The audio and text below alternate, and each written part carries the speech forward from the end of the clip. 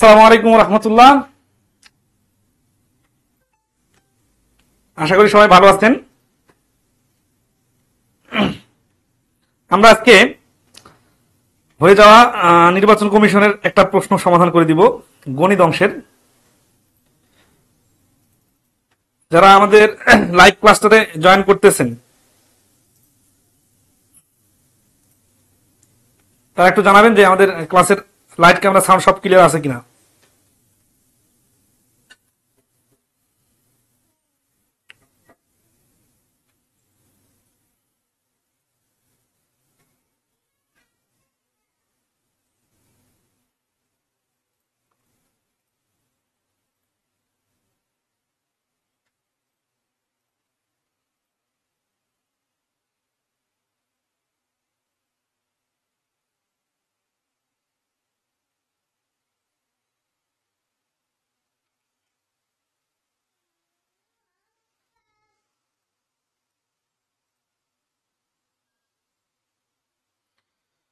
আমরা নর্মালি যে কোনো জবের পরীক্ষার প্রশ্ন যখন সমাধান দেই চেষ্টা করি যে এই প্রশ্ন সমাধানের ক্ষেত্রে পরীক্ষার হলের স্টাইলটা ফলো করার জন্য।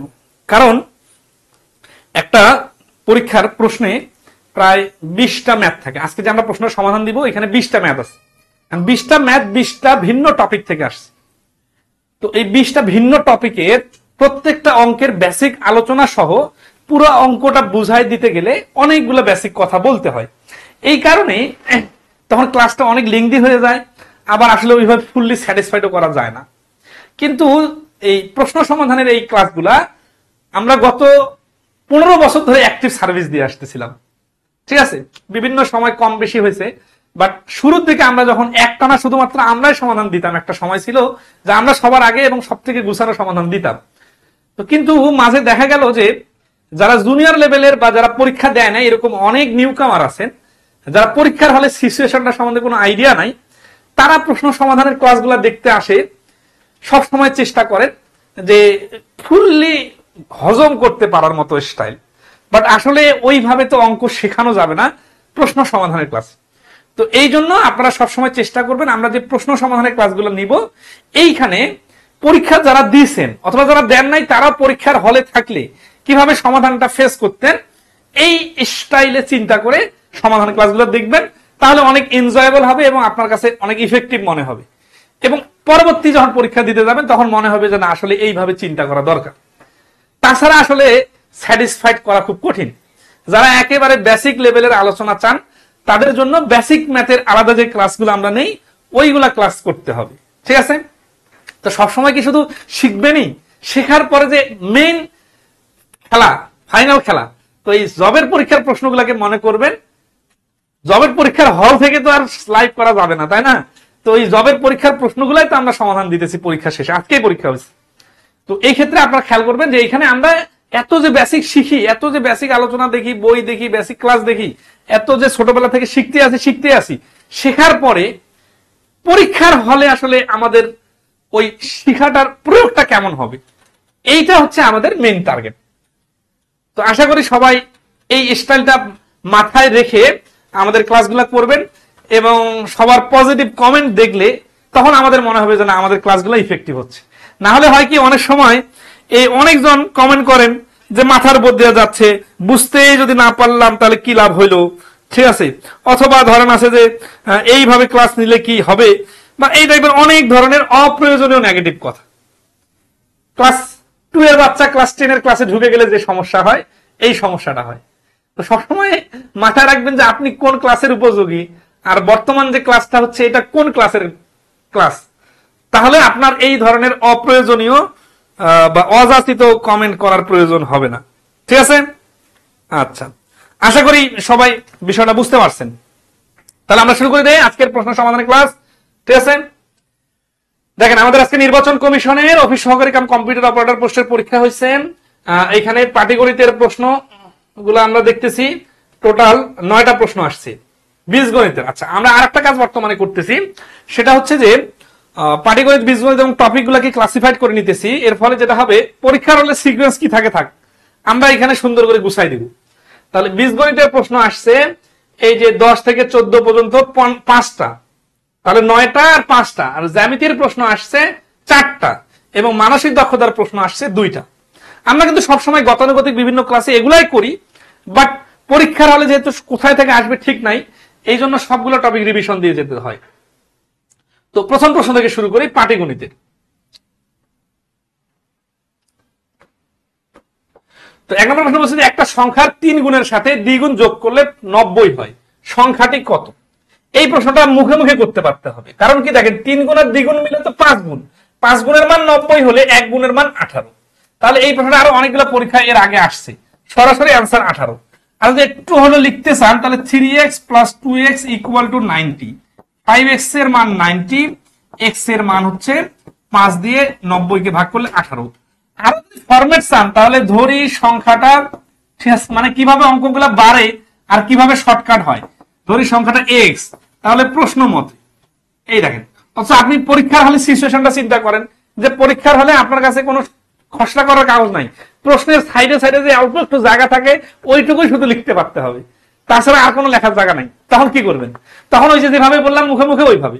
কিন্তু আর কেউ প্রায় প্রথম ক্লাস করতে আসছে, বলছে কিছু লিখতেছে না, মুখে মুখে সাধারণ জ্ঞানের মতো ক্লাস নিতেছে, তাহলে কিভাবে বুঝবো? পরীক্ষার হলে যখন যাবেন না তখন আপনাকে ওইভাবেই পরীক্ষা দিতে হবে, এই এত গল্প লেখার সময় পাবেন না। ঠিক আছে, তো যাই হোক এখানে অ্যান্সার হচ্ছে 1 নম্বরে ঘ। ঠিক আছে, এটা অনেকগুলো পরীক্ষায় প্রশ্ন আসছে। 2 নম্বর কি বলতেছে, এই প্রশ্নটা অনেক বিগত সালে রিপিট প্রশ্ন, কতজন বালকের মধ্যে 125টি আম ও 145টি লিচু সমান ভাগে ভাগ করে দেয়া যাবে? তো এইরকম প্রশ্ন যখন আসে তখন মনে রাখতে হবে যে 125টি আম এবং 145টি যাদেরকে ভাগ করে দিব তাদের সংখ্যা ছোট হবে, এবং এই রকম প্রশ্নগুলো গসাগু করতে হয়। তাহলে 125 কে ভাগ করা যায়, আবার 145 কে ভাগ করা যায়, এইরকম ছোট সংখ্যা কি? এইরকম ছোট সংখ্যা হচ্ছে 5 এবং 1।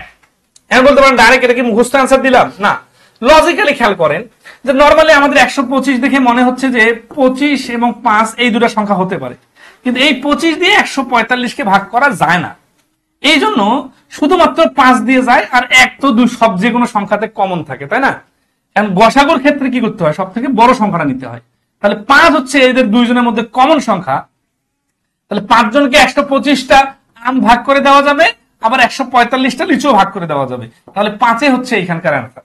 আবার অপশন টেস্টও করতে পারেন, শেষে দুই জায়গাতে 5 দেখেই কিন্তু আমরা 5, 15, 25 এই সংখ্যাগুলো দিয়ে যাচাই করব। 15 দিয়ে একটাকেও ভাগ করা যায় না। ঠিক আছে, এখন আসি আমরা এই অঙ্কটা যদি পরীক্ষা হলে এইভাবে না করে আমরা যদি একেবারে গসাগুর স্টাইলে করতে যাই তাহলে আমাদের ফরম্যাটে যাইতে হবে। ঠিক আছে, যেভাবে বললাম এভাবে বুঝে গেলে এই লেখালেখি ছাড়া কিন্তু পারা সম্ভব।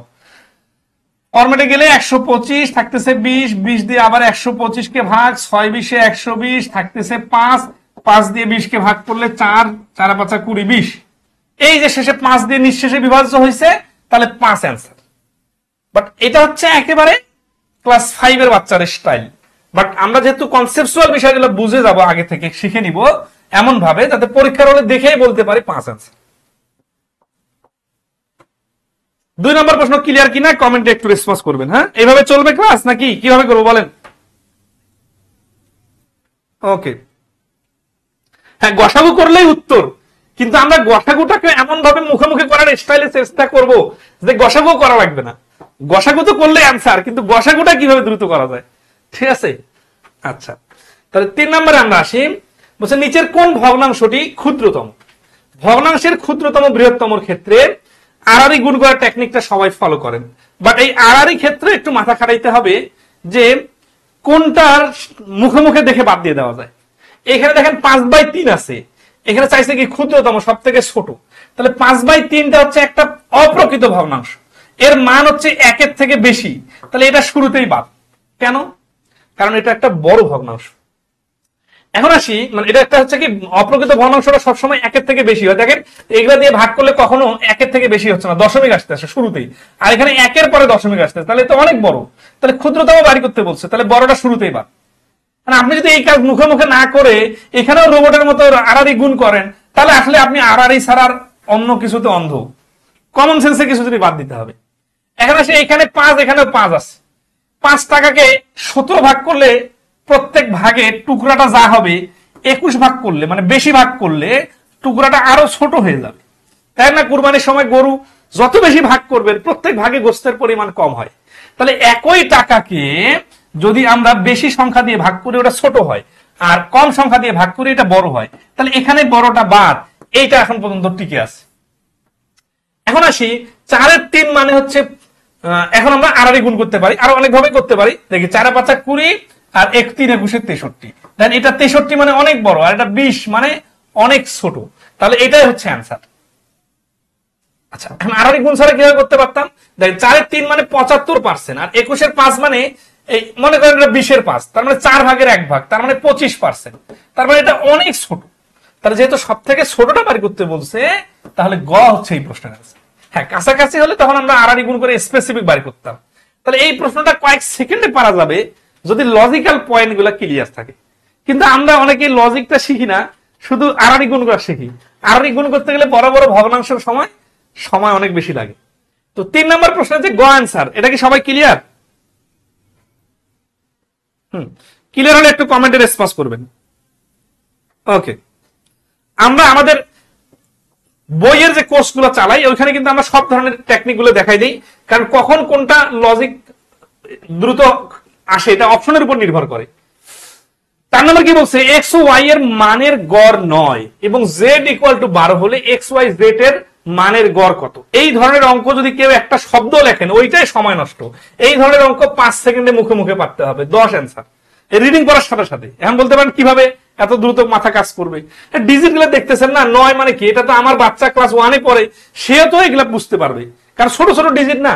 তাহলে এক্স ও ওয়াই এর মানের গড় 9, দুটা সংখ্যার গড় 9 হলে যোগফল হচ্ছে 18, আর জেড আসে যোগ হয়ে যাবে। তাহলে 18 আর 12 30, তিনটা সংখ্যা মিলে 30 হলে এক্স ওয়াই জেড মিলে 3 দিয়ে 30 কে ভাগ করলে 10।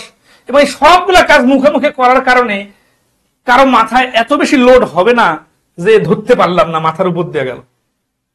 ঠিক আছে, যদি কারো এরকম মনে হয় যে মাথার উপর দিয়ে গেল, ধরতে পারলাম না, ওভারলোড মনে হচ্ছে, তাহলে আপনার মাথার জায়গা শর্ট আছে। ঠিক আছে, ব্রেনের জায়গা বাড়াইতে হবে আগে। আচ্ছা, তাহলে 4 নম্বর প্রশ্নের অ্যান্সার 10 ডাইরেক্ট। আর একটা ফর্মালি যদি লিখতে চাই, ফর্মালি লিখতে চাইলে এই যে এইভাবে, ঠিক আছে, জেড সমান সমান 12, তাহলে X plus Y plus Z সমান সমান 30। ঠিক আছে, তাহলে গড় সমান সমান 30 ডিভাইডেড 3 সমান সমান 10। মানে এগুলো লিখতে তো মজা, কিন্তু এমসিকিউ পরীক্ষার হলে যে আপনি এই জায়গাটা পাবেন কোথায়, কোথায় লিখবেন? প্রশ্নের এই সাইডে যতটুকু জায়গা থাকবে ওইখানে তো কঠিন প্রশ্নগুলো যেগুলো না লিখলে পারা যাবে না সেগুলো লিখবেন, নাকি এরকম পানি পানি প্রশ্নগুলোতেও অল্প জায়গা নষ্ট করবেন? ঠিক আছে, তো এই পানি পানি প্রশ্ন পানির মতো করে করতে হবে। 5 নাম্বার, 48 সংখ্যাটি কোন সংখ্যার 80%? কিছুদিন আগে আমরা আমাদের ইউটিউব চ্যানেলে 8টা শতকরার ক্লাস আপলোড দিছি, প্রত্যেকটা 1 ঘন্টা থেকে 1.5 ঘন্টার ক্লাস। সেখানে এত সুন্দর করে শেখানো হয়েছে যে পুরো শতকরা টপিকটা ক্লিয়ার, এবং বলে দেওয়া হয়েছে যে এই টপিক থেকে সব সময় যে কোনো পরীক্ষায় 1টা 2টা 3টা প্রশ্ন কমন পাবেন, পাশাপাশি অন্য টপিকেও হেল্প পাবেন। দেন এই প্রশ্নটা আমাদের ওই ক্লাসে হু করানো হয়েছে। ঠিক আছে, আচ্ছা, তো এখন আসি, তাহলে 5 নাম্বার কি বলতেছে যে 48 সংখ্যাটা কোন সংখ্যার 80%, তাই না? তাহলে আমরা ফরম্যাট পরীক্ষার হলে স্টাইল আগে করে 80% এর মান হচ্ছে 48, 1% এর মান আর 100% এর মান। ঠিক আছে, তাহলে আসি যে 100, এটা হচ্ছে মিডিয়াম স্পিড। ঠিক আছে, 6 8 48, 6 10 60। তাহলে এই 5 নাম্বার প্রশ্নের আনসার হচ্ছে খ 60। এটা হচ্ছে মিডিয়াম স্টাইল। আর একটা লেংদি স্টাইল আছে, ধরি মানে একটা মানে ফরম্যাট আছে। হ্যাঁ, এখানে 80% এর মান 48, কেন? কারণ 48 সংখ্যাটি কোন সংখ্যার? এই অজানা সংখ্যার 80% হচ্ছে 48। তাহলে 80% এর মান 48 হলে আমাদের সংখ্যাটা পুরোটা হচ্ছে 100%, এর মান হচ্ছে 60। আর যদি x ধরে করি, ধরি সংখ্যাটা x, তাহলে x এর 80% সমান সমান 48। x সমান সমান কত? 48 গুণন এই 80%টা ওই পাশে চলে গেলে হবে 100/80। তাহলে এইখানে কাটাকাটি করলে 5/4, এই 4 দিয়ে 48 কাটলে 6, আর 6 সরি এখানে হচ্ছে 80% ওই পাশে গেলে এখানে 80, এটা হচ্ছে 5 আর এখানে 4। হ্যাঁ, 4 দিয়ে 48 কাটলে 12, 12 আর 5 গুণ করলে 60। ঠিক আছে, তাহলে এখানে x এর মানটা আসতেছে 60, x ধরে করা যাবে। এখন আমি যদি বলি যে পরীক্ষার হলে খাতা কলম টাচ করা যাবে না, একেবারে খাতা কলম রেখে দিয়ে মুখে মুখে করেন, চিন্তাটা কিরকম হবে? এইটা আমাদের ক্লাসগুলোতে শেখানো হয়েছে। 80% কথাটা মানে কি? 80% কথাটা মানে হচ্ছে যে 20% মানে বাদ দেওয়া হয়েছে আর 80% নেওয়া হয়েছে, মানে 20% মানে 5 ভাগের 1 ভাগ। 20% 20% 20% 20% 20% 100%, এই 20% বাদ, এই 80% মানে 4 ভাগ, 5 ভাগের 4 ভাগ নেওয়া হয়েছে।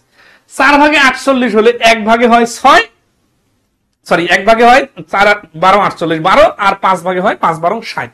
এইভাবে চিন্তা করলে এই শেষের চিন্তাটাই মুখে মুখে করা যায় যে 4 ভাগ সমান সমান 48, তাহলে 1 ভাগ সমান সমান 12, 5 ভাগ সমান সমান 60। এইভাবে চিন্তা করলে আর লেখারও দরকার হবে না, মুখে মুখে পারা যায়। আর একটা চিন্তা আছে, এটা তো কটা চিন্তা দেখালাম, একটা দুইটা তিনটা না, আর একটা চিন্তা হচ্ছে, সেটা হচ্ছে ভুল চিন্তা। সো 80 এর, ঠিক আছে, 48 এর 80%। এখানে যদি কোনটি নয় নামে একটা অপশন দিতাম তো অনেকে আবার এটা অ্যান্সার দিয়ে দিতেন, ঠিক আছে। 48 এর 80% বাড়ি করলে কিন্তু হবে না, কারণ এখানে 48 এর 80% বাড়ি করতে বলে নাই, 80% এর মান হচ্ছে 48। ওকে, কোনটা সহজ মনে হলো বলেন? 6 নম্বরটা করব। আমাদের ক্লাসগুলো কি একটু শেয়ার করে দেওয়া যায়? এইভাবে লজিক্যালি মুখে মুখে অঙ্ক করার টেকনিক শেখার জন্য আমাদের ক্লাসগুলো দেখতে পারেন। এই যে বলছিলাম না, শতকরা থেকে একাধিক প্রশ্ন আসে। 6 নম্বর প্রশ্নটা দেখেন, বলছে যে মারুফের বেতন 10% কমানোর পর হ্রাসকৃত বেতন আবার 10% বাড়ানো হলে তার বেতন কতটুকু ক্ষতি হলো? ক্ষতি হলো মানে অবশ্যই কমে গেছে, তাই না? আচ্ছা, তাহলে নর্মালি 10% কমানোর পরে 10% বাড়ানো হলে কি হয়? 100 থেকে শুরু করতে হয়। 100 থেকে 10 কমালে হয় 90, 90 থেকে 10% বাড়ালে 10 বাড়ানো যায় না, 90 এর 10% মানে হচ্ছে 9। তাহলে কমানোর সময় কমে যাচ্ছে 10, কিন্তু বাড়ানোর সময় বাড়তেছে 9, তাহলে হচ্ছে কত? 99। শুরুতে ছিল 100, শেষে হলো 99, তাহলে কমলো কত? 1। এই 1% ক্ষতি হয় বা 1% কমে যায়। তাহলে 6 নম্বর প্রশ্নের অ্যান্সার হচ্ছে খ, 1% কম। বুঝছেন বিষয়টা? আচ্ছা, তো এগুলো আসলে লেখালেখি ছাড়াই পারা যাবে, এবং 10% সংখ্যাগুলো এত মানে কমন সংখ্যা যেগুলো অনেকের মুখস্থ হয়ে যাওয়ার কথা, এবং আমরা আমাদের ওই ফ্রি ক্লাসে সুন্দর করে শেখাই দিছি। আপনারা যারা যারা এখনো আমাদের ইউটিউবে বা ফেসবুকে যারা আছেন, আমাদের ওই 17 ক্লাসগুলো করেন নাই, অবশ্যই অবশ্যই করে নেবেন। তাহলে প্রত্যেক শুক্রবারে 2টা করে প্রশ্ন নিশ্চিত হুবহু কমন পাবেন, অথবা কাছাকাছি পাবেন। এবং এই 17 টপিকটা ক্লিয়ার হয়ে গেলে লাভ ক্ষতি এবং সুদ কষার অনেক প্রশ্ন আপনাকে পানির মতো সহজ মনে হবে, ঠিক আছে? এবং প্রমাণ তো দেখলেন, এটা আজকের পরীক্ষার প্রশ্ন। কথা যদি গুরুত্ব না দেন, মনে করেন অ্যাডভার্টাইজ করতেছি ভাই, তাহলে তো বলার কিছু নাই। তাহলে আপনি আমার সাথে রাগ করে আমাদের কোনো ক্লাস দেখিয়েন না, ঠিক আছে? আমরা তো ফ্রি দেখতে বলতেছি, আমাদের বেনিফিট বলতেছি না তো। 7 নম্বর প্রশ্ন দেখেন, এই শতকরা দিয়ে এই অঙ্কটা পারা যাবে। বলছে একটা দ্রব্য 170 টাকায় বিক্রি করলে, এটা কিন্তু বিক্রয় মূল্য, 15% ক্ষতি হয়, দ্রব্যটির ক্রয় মূল্য কত? সব থেকে সহজ হবে কি, এটা মুখে মুখে পারা যাবে। 15% মানে কি? 100তে 15% বাদ হয়ে গেল, ক্ষতি হয়ে গেল, তাহলে থাকলো কত? 85%। তো এই 85% এর মান হচ্ছে 170, তার মানে ডাবল। তাহলে 85 এর ডাবল, 80 80 160, আর 5 5 10 মিলে 170। 85% এর ডাবল হচ্ছে 170, তাহলে ক্রয় মূল্য হচ্ছে 100%, 100% এর ডাবল কত হবে? 200 হবে। এবং এই পুরো চিন্তাটা আপনাকে মুখে মুখে আনসার বের করে দিতে হেল্প করবে। আর অন্য যে কোনো চিন্তা অ্যাটলিস্ট আপনাকে লিখতে হবে। 85% মানে 170, 100% মানে 200। আপনি যদি এক্স ধরে করেন বা অন্য যে কোনো ভাবে ঐকিক নেমা, আচ্ছা এখন অনেকে আছে 5 6 এর বাচ্চাদের মতো করে, কিরকম? 15% ক্ষতি মানে হচ্ছে 100 থেকে 15 বাদ দিলে 85। 85 টাকা বিক্রয় মূল্য হলে ক্রয় মূল্য সমান সমান 100 টাকা, 1 টাকা বিক্রয় মূল্য হলে ক্রয় মূল্য এত টাকা, 170 টাকা বিক্রয় মূল্য। ভাই আমরা তো এইভাবে করতে পারি, কিন্তু আমাদের তো জায়গার সমস্যা, সময়ের সমস্যা, এবং মাথায় মাথায় করার স্টাইলের সমস্যা, যে এইভাবে করলে মুখে মুখে করা যাচ্ছে না। কিন্তু এইভাবে চিন্তাটা করলে 85% এর দ্বিগুণ হচ্ছে 170, তাহলে 100% এর দ্বিগুণ হবে 200। আপনারা অনেকে মনে করেন এত সহজ প্রশ্ন যেভাবেই করে সেভাবেই সহজ, অনেক কঠিন প্রশ্ন অনেক সহজে করা যাবে যদি আপনি লজিক গুলো সব ক্লিয়ার থাকে। ওকে, নেক্সট আসি 8 নাম্বার। শতকরা বার্ষিক কত মুনাফায় 3000 টাকার 5 বছরের মুনাফা 1500 টাকা হয়? ঠিক আছে, এই ধরনের প্রশ্ন যারা সূত্র দিয়ে পারেন সূত্র দিয়ে করবেন, আর আমরা 5 সেকেন্ডে মুখে মুখে করার স্টাইল দেখাই দিব। আগে সূত্র দিয়ে করি, ঠিক আছে? আমাদের ক্লাসে সূত্র দেখাই দেই, সূত্র ছাড়া মুখে মুখে করার টেকনিকও দেখাই দিই। 3000 টাকায় 5 বছরের মুনাফা 1500 টাকা। এই PNR ইকুয়াল টু আই হলে এইখানে চাইছে কি শতকরা বার্ষিক কত মুনাফায়, তাহলে পার্সেন্টেজ চাইছে, তাই না? তাহলে আর পার্সেন্টটা এই পাশে রাখবো, তাহলে পিএনটা ওই পাশে চলে যাবে, তাহলে আই ডিভাইডেড পিএন, আর আর পার্সেন্টেজের নিচে একটা 100 আছে, এটা এই পাশে যে গুণ হয়, এটা হচ্ছে সূত্র। যাদের সূত্র মুখস্থ নেই সূত্রটা রিকভার করে দিলাম। ইন্টারেস্ট কত? ইন্টারেস্ট হচ্ছে 1500 টাকা। এই সূত্রের জন্য 100 টাকা এখানে, প্রিন্সিপাল হচ্ছে 3000, আর 5 বছর হচ্ছে গুণ। এইভাবে যারা অঙ্ক করেন অভ্যস্ত করবেন, কিন্তু একটা জিনিস মাথায় রাখবেন যে এটা হলে আপনাকে অ্যাটলিস্ট এই যে কথাগুলো লিখতেছি একটু হলে তো লিখতে হবে, তাই না? এই দুটা শূন্য, এই দুটা শূন্য কাটা, এই শূন্য, এই শূন্য কাটা, 3 দিয়ে 5 কে কাটলে 15 কাটলে 5, 5 5 কাটা, তাহলে হচ্ছে 10%। তাহলে এই প্রশ্নের অ্যান্সার হচ্ছে 10%। এতটুকু তো বেশি কঠিন না, ঠিক আছে না? আচ্ছা, এখন আসি এই অঙ্কটা যদি আমি এইভাবে বলি যে 3000 টাকা আর 1500 টাকা, এটা রিলেশনটা কি বলেন তো? 3000 টাকার থেকে 1500 টাকা অর্ধেক না? তাহলে অর্ধেক মানে 50%। এটা কি লিখে করতে হবে না দেখে বোঝা যাচ্ছে? এখন 5 বছরে যদি 50% হয় তাহলে 1 বছরে কত হবে? 10% হবে। এটা কি লিখতে হবে নাকি এইভাবে খাতা কলম ছাড়া বলা যাবে? 3000 এর 1500 হচ্ছে 50%, 5 বছরে 50% সুদ হলে 1 বছরে হবে 10%। আবার এইভাবেও করতে পারেন, 5 বছরের সুদ যদি 1500 টাকা হয়, 1 বছরের সুদ হবে 300 টাকা। এখন 3000 টাকাটার সুদ যদি 300 টাকা হয় তাহলে অ্যান্সার হবে 10 ভাগের 1 ভাগ 10%। এবং এই পুরো কাজটা লেখা ছাড়া করা যাবে। আমরা আমাদের ক্লাসগুলোতে এইভাবেই শেখাচ্ছি যে নরমাল আপনি শিখবেন, কিন্তু পরীক্ষার হলে আরো স্মার্টেস্ট ওয়েতে করা যায়, এবং কোনো কিছু মুখস্থ মন্ত্রতন্ত্র না, একেবারে দেখে দেখে লজিক্যালি পয়েন্ট। ওকে, তাহলে এই প্রশ্নটার কোন সমাধানটা মজা মনে হলো বলেন?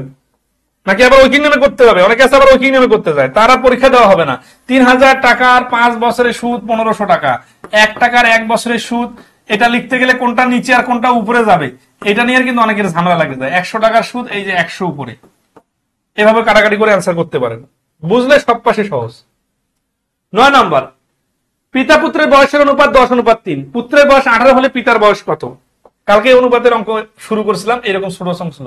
তাহলে এই 3 ভাগের মান 18, কারণ পুত্র 3 পিতা পুত্র 18, তাহলে 3 অংশের মান 18 হলে এখানে 6 গুণ বাড়লো, তাহলে এই 10ও 6 গুণ বাড়বে, তাহলে 10-এর 6 গুণ বাড়লে কত হবে? 60 হবে। তাহলে 9 নম্বর প্রশ্নের অ্যান্সার হচ্ছে 60। ঠিক আছে, ওকে, আশা করি সবাই ক্লিয়ার। নেক্সট আসি 10 নম্বর, বীজগণিত শুরু। হ্যাঁ, পাটিগণিতের এই 9টা প্রশ্ন ছিল, 9 মিনিটের কম সময় পারা সম্ভব, পারতে হবে। 10 নম্বর কি বলছে? দুটি সংখ্যার যোগফল 60 বিয়োগফল 20 হলে সংখ্যা দুটি কত? এইরকম প্রশ্ন আসলে অনেকে অপশন টেস্ট করে, আমরা অপশন টেস্টও করবো না। 60 আর 20 যোগ করলে কত হয়? 80। 80-এর অর্ধেক হচ্ছে 40। 60 থেকে 20 বাদ দিলে কত? 40। 40-এর অর্ধেক হচ্ছে 20। যোগফল আর বিয়োগফল দেওয়া থাকলে দুইটায় যোগ করে 2 দ্বারা ভাগ করলে বড় সংখ্যা, এবং বিয়োগ করে 2 দ্বারা ভাগ করলে ছোট সংখ্যা বাইর হয়। তো এই জন্য, এবং এই পুরো কাজটা মুখে মুখে করা যায়। তাহলে এখানে 60 20 80, 80-এর অর্ধেক 40, 60 20 থেকে বিয়োগ করলে 40, 40-এর অর্ধেক 20, তাহলে 40 আর 20 হচ্ছে অ্যান্সার। অপশন টেস্ট করতে যে প্রথম অপশনটা মিলে গেলে অপশন টেস্টে ফিদা হয়ে যাওয়া যাবে না, কারণ এই অপশনটা শেষেও দেওয়া থাকলে আপনার টেস্ট করতে করতে খবর হয়ে যায়। ঠিক আছে, আচ্ছা, লিখে করার সিস্টেম কি? একটা দুইটা সংখ্যা ধরি, একটা এক্স একটা ওয়াই, তাহলে এক্স প্লাস ওয়াই আর এক্স মাইনাস ওয়াই সমান সমান 20। তাহলে হচ্ছে কত? 2x ইকুয়াল টু হচ্ছে 80, এক্স এর মান হচ্ছে 40, এক্স এর মান 40 হলে ওয়াই এর মান হচ্ছে 40 প্লাস 20 সমান সমান 60। ঠিক আছে, মানে ওয়াই এর মানটা হবে এই যে 60 থেকে 40 বাদ দিলে 20, তাহলে ওয়াই এর মান হচ্ছে 20। দেখে বোঝা যাচ্ছে। ওকে, এগুলা খাতা কলম টাচ করা ছাড়া করতে হবে। এই অঙ্কটাও খাতা কলম টাচ করতে হবে। মান নির্ণয়ের অঙ্ক কতগুলো আসছে এখানে? মান নির্ণয় একটা অঙ্ক আসছে না 10 নম্বর? মান নির্ণয় তো যোগ আর বিয়োগ থাকলে যোগ করে বিয়োগ করে হিসাব বাই করা যায়, এটাও মান নির্ণয়। a প্লাস b সমান 7, কত কত যোগ করলে 7 হয়? 5 2 যোগ করলে 7 হয়, 4 3 যোগ করলে 7 হয়, 6 এর আগে যোগ করলে 7 হয়। a square plus b square সমান 25। দুইটা বর্গ সংখ্যার যোগফল 25, সেই বর্গ সংখ্যা দুটো কি কি? 25 এর থেকে ছোট বর্গ সংখ্যা আছে 16 আর 9। তাহলে এখানে কি হচ্ছে? একটা 4 আর একটা 3, কোনটা 4 কোনটা 3 জানি না, এটা 3 এটা 4 হতে পারে, ওটা 3 ওটা 4 হতে পারে। এখানে আসি, এ বি এর মান কত? এ বি এর মান হচ্ছে 3 আর 4 12, কারণ এখানে গুণফল কোনটা আগে কোনটা পরে সমস্যা নাই। তাহলে অ্যান্সার হচ্ছে 12, এবং এই পুরো কাজটা মুখে মুখে করা সম্ভব। আমরা আমাদের মান নির্ণয় অধ্যায়ের ক্লাসের অধ্যায়ে এইভাবে মুখে মুখে করা শিখেছি। এখন আসি, আপনারা অনেকে ফরম্যাট চান, ফরম্যাটে আসেন। এই যে a প্লাস বি এর মান দেওয়া আছে না, আচ্ছা এ বি এর মান চাইছে, তাহলে এ বি এর মান চাইলে আমরা কি জানি যে a স্কয়ার প্লাস বি স্কয়ারের সূত্র হচ্ছে a plus B whole square minus 2ab। ঠিক আছে, তাহলে আসি এইখানে এটার মান হচ্ছে 25, আর এইটার মান হচ্ছে কত? 7 স্কয়ার, আর 2ab এর মানটা আমরা জানি না। তাহলে এই 7 স্কয়ার এই 25টা ওই পাশে দেয়, ওই 2ab টা এই পাশে নিয়ে আসি। তাহলে 2ab ইকুয়াল টু 49 মাইনাস 25। তাহলে ab সমান সমান 49 থেকে 25 গেলে 24, 24 কে 2 দ্বারা ভাগ করলে 12। এটা কি খুব কঠিন কিছু? কঠিন কিছু না। কিন্তু পরীক্ষার হলের স্টাইলে চিন্তা করেন, আপনি যখন বাসায় বসে করতেছেন তখন মনে হচ্ছে কঠিন না, সহজ, এইভাবে করলে কি সমস্যা। হ্যাঁ, বাট সমস্যাটা হলো যে এই যে সহজ সহজ গল্পের মতো করে কথাগুলো, পরিচিত কথাগুলো লিখতেও আপনার অ্যাটলিস্ট 1 মিনিট সময় চলে যাবে। আর আপনি যেভাবে মুখে মুখে বললাম, এটা 10-15 সেকেন্ডের মধ্যে হয়ে যাবে। কোনটা সহজ? হচ্ছে কি এইটা শেখানোর জন্য সহজ, এইটা হচ্ছে একটা লিখিত ফরম্যাট আমাদের দরকার, কিন্তু পরীক্ষার হলের স্টাইল এটা না। এই কথাটাই হচ্ছে আমাদের সলভ ক্লাসগুলোতে আপনারা পাবেন, যে পরীক্ষার হলের স্টাইলটা হওয়া দরকার কি। আপনি যদি এইভাবে সারা জীবন করতে থাকেন আর পরীক্ষার হলে যে এইভাবেই খসড়া করেন, এইভাবে লেখেন, তাহলে আপনার মাথায় তো কোনো ইনোভেটিভ আইডিয়া নাই। আর অনলাইনের এই যুগে এত ক্রিয়েটিভ ক্লাস এত টিচাররা নিতেছে, আপনি তো মেইন জায়গায় মেইন জিনিস পান নাই। ঠিক আছে, তো এই জন্য বলতেছি যে শেখার অনেক কিছু আছে। ঠিক আছে, ওকে, এই মুখে মুখে টেকনিকটা বুঝতে পারছেন সবাই? 11 নাম্বার একটু রেসপন্স করেন তো, কোনটা সহজ মনে হচ্ছে বলেন।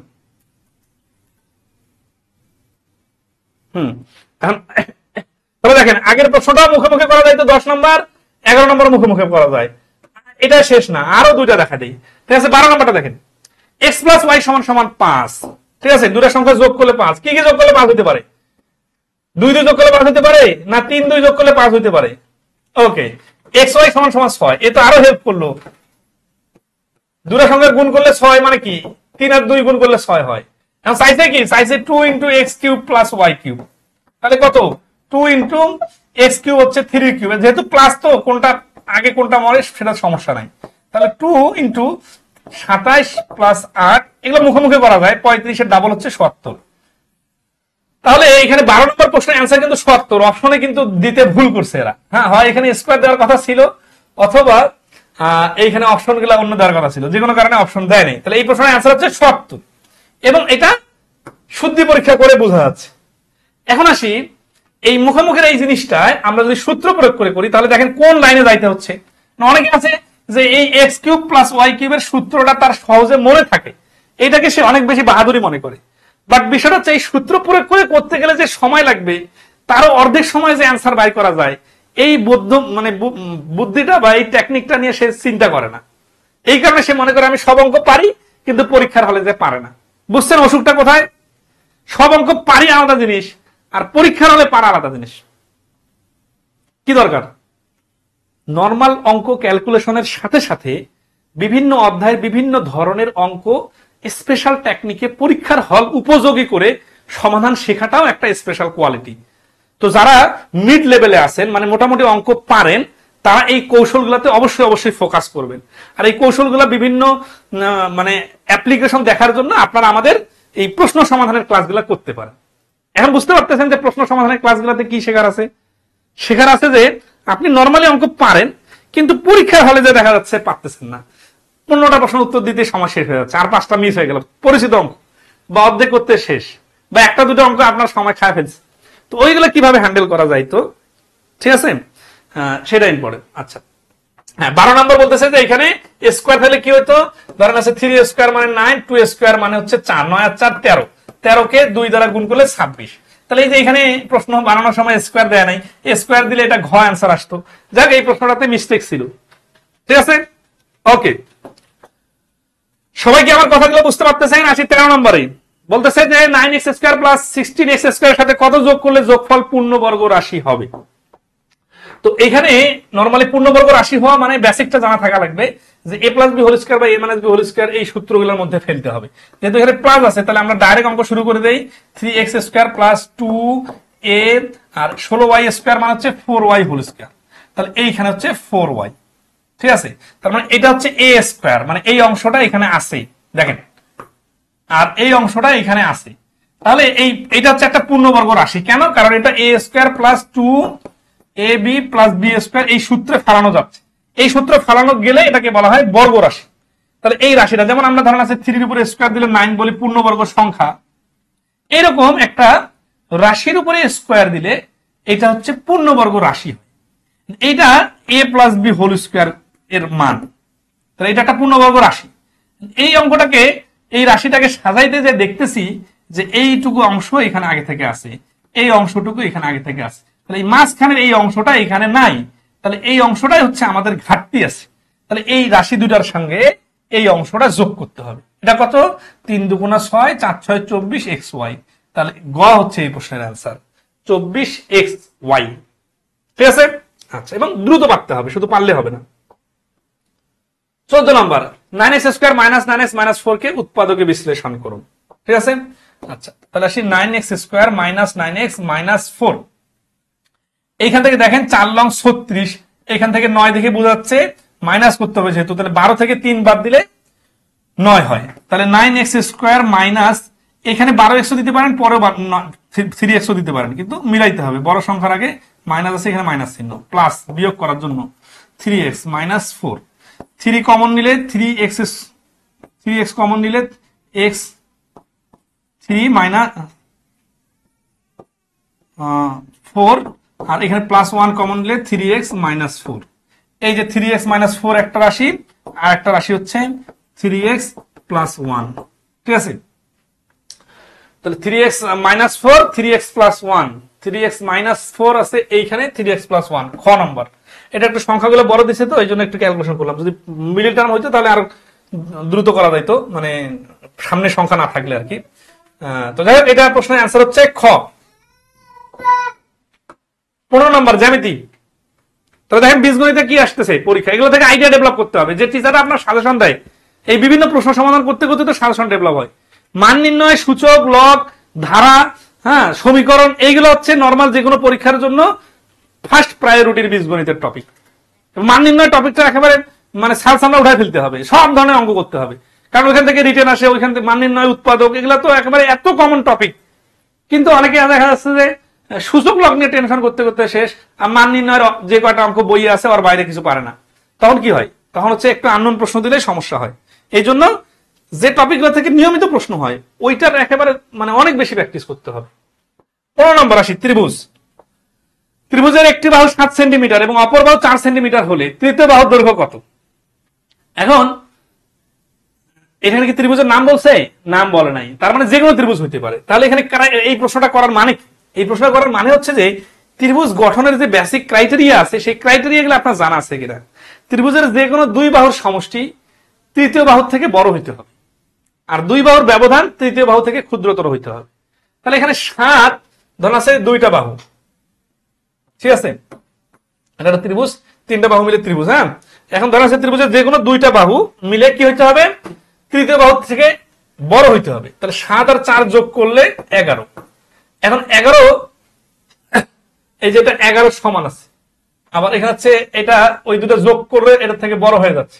তাহলে এটা তৃতীয় বাহুর দৈর্ঘ্য কত?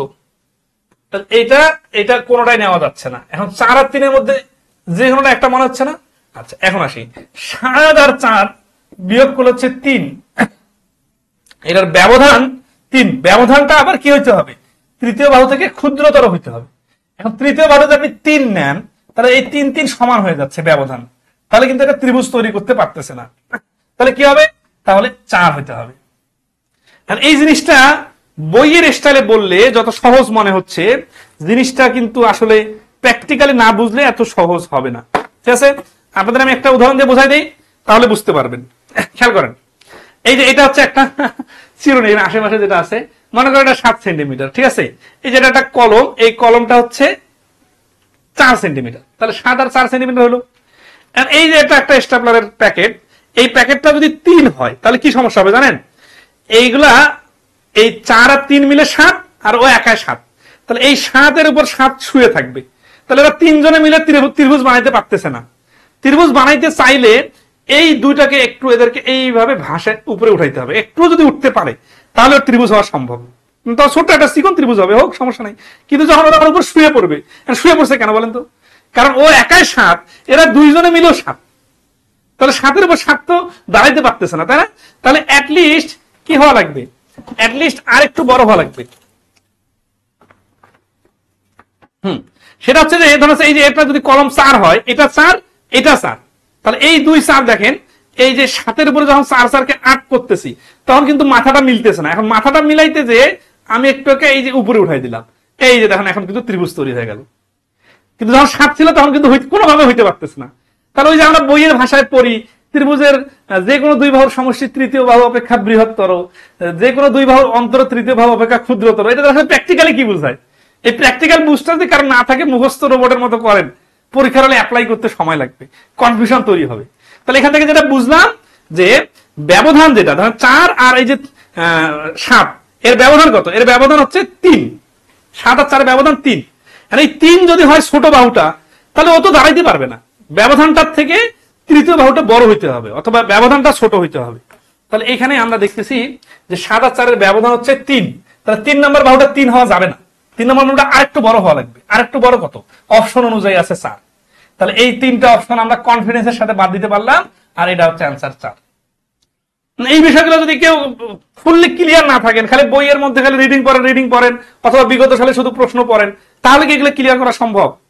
তো এইগুলা এইভাবে প্র্যাকটিক্যালি ক্লিয়ার হয় না বলেই তো সবাই মনে হয় যে জ্যামিতিতে আমি অনেক দুর্বল, জ্যামিতি বুঝি না, জ্যামিতি অনেক কম পারি। অথচ জ্যামিতিটা সব থেকে সহজ জিনিস, প্র্যাকটিক্যাল জিনিস, সিলেবাস ছোট, অল্প কয়েকটা টপিক পড়তে হয়। আসি 16 নম্বরে, একটা চতুর্ভুজের আশুতোষ শর্মা বলছেন যে সরকার বলছেন অসাধারণ যুক্তি, এবার ভালোভাবে বুঝতে পারলাম, আগে শুধু মুখস্থ করেছি। বুঝে বুঝে করাটা খুবই ইম্পর্টেন্ট। একটা চতুর্ভুজের 4টা বাহুর বিপরীত 2টি বাহু সমান্তরাল কিন্তু অসমান হলে তাকে কি বলে? তাহলে দেখেন, চতুর্ভুজের 4টি বাহুর বিপরীত 2টি বাহু সমান্তরাল, এইখানে ক্লাস নেই। তাহলে দেখেন এই যে বিপরীত বাহু দুটা সমান্তরাল কিন্তু অসমান, অসমান যখন হয়, সমান সমান হয় না, তখন ওটা ট্রাপিজিয়াম হয়। 16 নম্বর প্রশ্নের আনসার হচ্ছে ট্রাপিজিয়াম। ট্রাপিজিয়ামের এটা দেখেন, যারা আছে 2টা বাহু সমান্তরাল আর অপর 2টা বাহু সমান্তরাল না। এখানে কথাটার ভাষাটা ক্লিয়ার না। একটা চতুর্ভুজের 4টি বাহুর বিপরীত 2টি বাহু সমান্তরাল, হ্যাঁ বিপরীত 2টা বাহু সমান্তরাল কিন্তু অসমান। হ্যাঁ, 2টা সমান্তরাল আছে, চতুর্ভুজের 4টা বাহু আছে, 2টা বাহু সমান্তরাল কিন্তু অসমান। এই যে চতুর্ভুজের এই বাহু আর এই বাহু, ট্রাপিজিয়ামের ক্ষেত্রে 2টা সমান হয় না, একটা ছোট একটা বড় হয়, কিন্তু সমান্তরাল হয় বাট অসমান হয়। অসমান যখন হয়, খেয়াল করবেন, আয়তক্ষেত্রের ক্ষেত্রে সমান্তরাল আবার সমান, বর্গের ক্ষেত্রে সমান্তরাল আবার সমান, সামান্তরিকের ক্ষেত্রে সমান্তরাল আবার এটা সমান, ঠিক আছে? তাহলে কি হচ্ছে, অসমান কোথায়? অসমান হচ্ছে শুধু ট্রাপিজিয়ামের ক্ষেত্রে, ঘরের চালার মতো হয় বা এটা সোজা যদি হয় তারপর ট্রাপিজিয়াম হয়, ঠিক আছে? মানে সমান সমান হয় না বিপরীত বাহু। 16 নম্বর প্রশ্নের আনসার ট্রাপিজিয়াম। 17 নম্বর, কোন চতুর্ভুজের 4টি কোণের অনুপাত 1 2 2 3 হলে বৃহত্তম কোণটি কত ডিগ্রি? তাহলে চতুর্ভুজের 4টা কোণ মিলে 90 90 90 90 করে 360 ডিগ্রি। একটু আঁকা বাঁকা করে দিলেও কিন্তু যোগ করে 360 ডিগ্রি হওয়া লাগবে। তাহলে বৃহত্তম কোণটি কত? তাহলে এটা কালকে আমরা অনুপাতের ক্লাসে এগুলো শেখাইছি যে ডাইরেক্ট কিভাবে পারা যায়। অনেকে আছে সবগুলাই বাইর করবেন, সময় নষ্ট করা যাবে না। 1 2 2 3, তাহলে 2 3 3 2 5 আর 3 8, টোটাল 8 ভাগ করে বড়টা হচ্ছে 3 ভাগ। তাহলে 8 দিয়ে কাটলে 4 আসছে 32, 5 আসছে 40, 3 45 হচ্ছে 135। তাহলে বড় কোণটা হবে 135 ডিগ্রি, যেটা ঘ নম্বর আছে। তাহলে 17 নম্বর প্রশ্নের অ্যান্সার হচ্ছে ঘ, 135 ডিগ্রি। ওকে, নেক্সট আসে 18। একটা আয়তকার ক্ষেত্রের দৈর্ঘ্য প্রস্থের 3 গুণ, দৈর্ঘ্য 48 মিটার হলে ক্ষেত্রটির পরিসীমা কত? এগুলা খাতা কলম ছাড়া পারতে হবে। কিরকম? দৈর্ঘ্য প্রস্থের 3 গুণ, দৈর্ঘ্য 48 মিটার। এখন প্রস্থটা আবার অনেকে আছে 3 48 গুণ করবেন না, দৈর্ঘ্যটা 48, প্রস্থটা 3 গুণ ছোট হবে। তাহলে 3 16 48, 16। প্রস্থ যদি 16 হয়, দৈর্ঘ্য যদি 48 হয়, তাহলে পরিসীমা কত? 48 আর 16 যোগ করলে হচ্ছে 64। 64 এর ডাবল হচ্ছে 128। তাহলে 18 নম্বর প্রশ্নের আনসার খাতা কলম ছাড়া 128 দেওয়া সম্ভব। কাদের পক্ষে দেওয়া সম্ভব না? যারা পরিসীমা বলতে 2 ইন্টু দৈর্ঘ্য প্লাস প্রস্থ বুঝে কিন্তু প্র্যাকটিক্যালি বুঝে না, যারা 3 গুণ মানে যে সবসময় 3 গুণ হয় এটা না, 3 গুণ মানে যে 3 ভাগও হইতে পারে এটা যাদের মাথায় আইডিয়া নাই, তাদের উল্টাপাল্টা সমস্যা হইতে পারে, ঠিক আছে? কিন্তু যারা এগুলো ক্লিয়ার তারা দেখেন, দৈর্ঘ্য বলছে কত? দৈর্ঘ্য বলছে 48। প্রস্থ কি কখনো দৈর্ঘ্যের থেকে বড় হইতে পারে? না, প্রস্থটা অবশ্যই ছোট হবে। আর প্রশ্নে তো ওইভাবেই বলছে যে দৈর্ঘ্যটাই 3 গুণ, 48 এর 3 গুণ, তাহলে প্রস্থ হবে 48 কে 3 দ্বারা ভাগ করলে 16। তাহলে পরিসীমা কত? পরিসীমা হচ্ছে 2 × 48 + 16, তাহলে 2 × 64, তার মানে 128। এই সবগুলো কাজে আমরা করছিলাম, বাট মুখোমুখি। কখন মুখোমুখি করা সম্ভব? যখন আপনার কনসেপচুয়াল বিষয়গুলো 100% ক্লিয়ার। আর আপনি যদি কনফিউশনে থাকেন বা প্র্যাকটিক্যালি বুঝতে না পারেন যে দৈর্ঘ্য প্রস্থ যোগ করে ডাবল করে দিলে পরিসীমা হয়, তাহলে তো আপনাকে সূত্র লিখতে হবে, এতে সময় নষ্ট হবে। আচ্ছা, ওকে, আসি 19 নম্বরটা। বলছে ঘড়িতে যখন 11টা বাজে তখন ঘন্টার কাঁটা ও মিনিটের কাঁটার মধ্যবর্তী কোণ কত ডিগ্রি হবে? এই যে এখানে আরেকটা প্রশ্ন। প্রত্যেকটা জায়গায় সময় নষ্ট করার ফাঁদ আছে, এবং এই ফাঁদগুলো শিখে শিখে আমরা বড় হই। এই ফলে আমরা ওখান থেকে বাইরে হতে পারি না। কারণ এই ঘড়ির প্রশ্ন দেখলেই একটা সূত্র আছে, ওই সূত্র দিয়ে সব অঙ্ক হয়, কিন্তু এই সূত্রটা এখন মনে করতে পারতেছি না, আসার আগে রিভিশন দিয়ে আসি নাই। এইভাবে বললে কি হবে? আমারও সূত্র মুখস্থ নাই, ঠিক আছে। এখন কিন্তু আমি ধরুন আছে প্র্যাকটিক্যালি আসি, যে এটা একটা ঘড়ি, এই ঘড়িটা হচ্ছে কি 12টা, 6টা, 3টা, 9টা। এখানে বলছে 11টা বাজে। 11টা বাজে মানে কি? এই যে 10টা, 11টা। এখন বলছে যে ঘড়িতে যখন 11টা বাজে, 11টা বাজে মানে কি? ঘন্টার কাঁটাটা 11টা সোজা আছে, আর মিনিটের কাঁটা তো যেহেতু পুরো 11টা বাজছে, তাহলে 12 সোজা আছে। তো এটা মিনিটের কাঁটা, এটা ঘন্টার কাঁটা, ঠিক আছে। এর মধ্যবর্তী কোণ কত ডিগ্রি হবে? মধ্যবর্তী কোণ মানে এই কোণটা। এখন দেখেন এটা পুরো ঘড়িটা মিলে 360 ডিগ্রি। 12 ঘন্টা যেহেতু, তাহলে 12টা দাগ আছে, তাহলে একটা দাগের ডিফারেন্স হচ্ছে 30 ডিগ্রি। তার মানে প্রতি একটা ঘন্টায় মিলে 30 ডিগ্রি 30 ডিগ্রি করে। আমার তো এতটুকু দরকার। তাহলে এখানে যেহেতু পুরো 90 ডিগ্রি ছিল, এর মধ্যে এইখানে 3/1 মানে 30 ডিগ্রি। এটা 30 ডিগ্রি আনসার। আমার সূত্র মুখস্থ নাই, ভুলে গেছি, সমস্যা কি? কিন্তু এই যে ব্যাকআপ পয়েন্ট, মানে যে কোনো প্রবলেম হলে ওইটার রিকভার কি হবে, এই আইডিয়াগুলো মাথায় থাকতে হবে। এটার জন্য আপনারা আমাদের ঘড়ি সংক্রান্ত ক্লাসগুলো দেখতে পারেন ইউটিউব থেকে, ঠিক আছে। আর আমরা আমাদের পেইড কোর্সগুলোতে এইভাবে ফুললি ক্লিয়ার করে দেই। বাট সমস্যা হচ্ছে যে সবাই আর কি সব কোর্স সব ক্লাসকে একই মনে করে, তখন মানে কোয়ালিটি বুঝে না। এই ফিল্ডে আমরা গত 1.5 যুগ ধরে পড়াচ্ছি, ঠিক আছে। 20 নম্বর প্রশ্ন দেখেন, 5, 7, 10, 14, 25 ধারা শূন্য স্থানের সংখ্যাটি কত হবে? তো এটা সিরিজের প্রশ্ন, 20 নম্বর, এটা লাস্ট প্রশ্ন। তাহলে 5-এর পরে 7, এটা গ্যাপটা দেখেন। 5 আর 7-এর ডিফারেন্স কত? 2। 7 আর 10-এর ডিফারেন্স কত? 3। 10 আর 14-এর ডিফারেন্স কত? 4। তার মানে এক এক করে বাড়তেছে, 2, 3, 4। তাহলে 14 আর সাথে 5 যদি যোগ করি তাহলে হচ্ছে 19। 19-এর সাথে 6 যোগ করলে 26। তার মানে 2, 3, 4, 5, 6 সিকোয়েন্সটা ঠিক রাখার জন্য আমাদেরকে এইখানে 19 বানাইতে হবে। তাহলে এই সিরিজের এই গ্যাপে বসবে 19, যেটা ক নম্বর অপশনে আছে। তো আজকে এই সমাধান ক্লাসটা এখানে শেষ করা হলো। যারা আমাদের ইউটিউবে আমাদের চ্যানেলটা সাবস্ক্রাইব করেন নাই, তারা অবশ্যই এখনই সাবস্ক্রাইব করে নেবেন এই মুহূর্তে। এখান থেকে কন্টিনিউয়াস আমরা ক্লাস আপলোড দেওয়ার চেষ্টা করব। সলভ ক্লাস আরো আজকে আবার সলভ ক্লাস নিব। আপলোড দিলে আপনি সাথে সাথে নোটিফিকেশন পেয়ে যাবেন। বেল বাটনটা চাপে রাখবেন। আর যারা আমাদের ফেসবুকে কানেক্টেড নাই, তারা আমাদের পেজটা ফলো করে রাখতে পারেন। এখানে আমরা ম্যাথের নিত্য নতুন বিভিন্ন ভিডিও প্লাস সলভ ক্লাস দিতে থাকবো। আশা করি নতুন অনেক আইডিয়া পাবেন। আর যারা আমাদের পেইড কোর্সে ভর্তি হতে আগ্রহী, আমাদের বেসিক ম্যাথ, প্রাইমারি শিক্ষক নিবন্ধন 11 থেকে 20 গ্রেড, মানসিক দক্ষতা, bank MCQ, bank written, advance math, সব ধরনের কোর্স আছে। যার যেই ধরনের মেডিসিন দরকার সেই ট্রিটমেন্ট আছে। তো আপনার অসুখ অনুসারে মেডিসিনের জন্য আমাদের পেজে যোগাযোগ করতে পারেন, ঠিক আছে। তো ভালো থাকবেন সবাই। আজকে এ পর্যন্তই। ধন্যবাদ সবাইকে।